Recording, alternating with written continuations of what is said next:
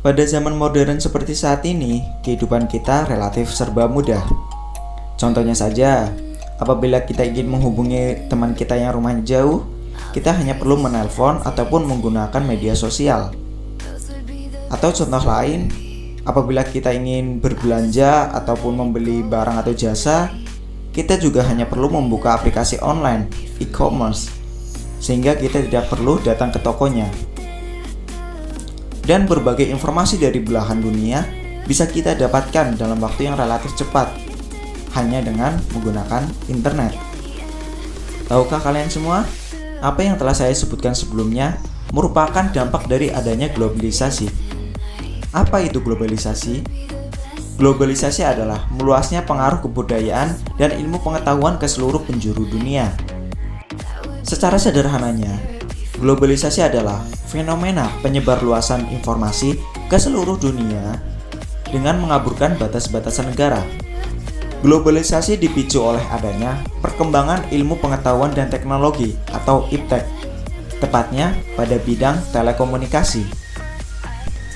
Dengan adanya perkembangan di bidang IPTEK, akses informasi dan transportasi dapat dijangkau dengan cepat dan mudah. Kemudian, penyebab kedua dari munculnya globalisasi adalah dari segi ekonomi.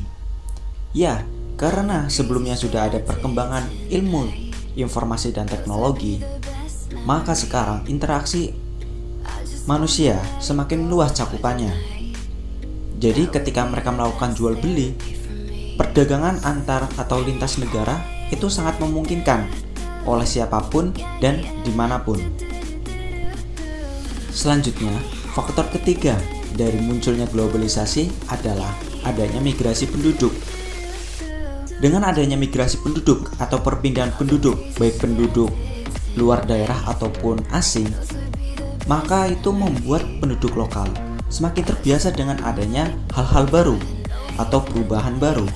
Dan yang terakhir, faktor dari munculnya globalisasi adalah adanya lembaga pers.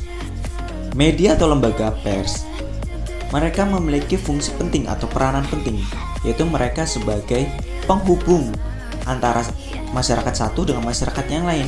Mereka menyebarkan informasi dari apa yang mereka siarkan.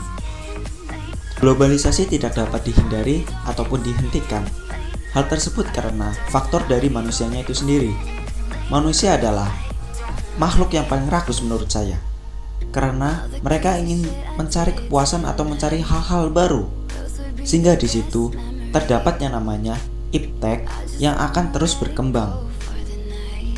Dengan begitu, saat kita menghadapi globalisasi, kita diwajibkan untuk bersikap lebih bijak saat menggunakan teknologi dan informasi.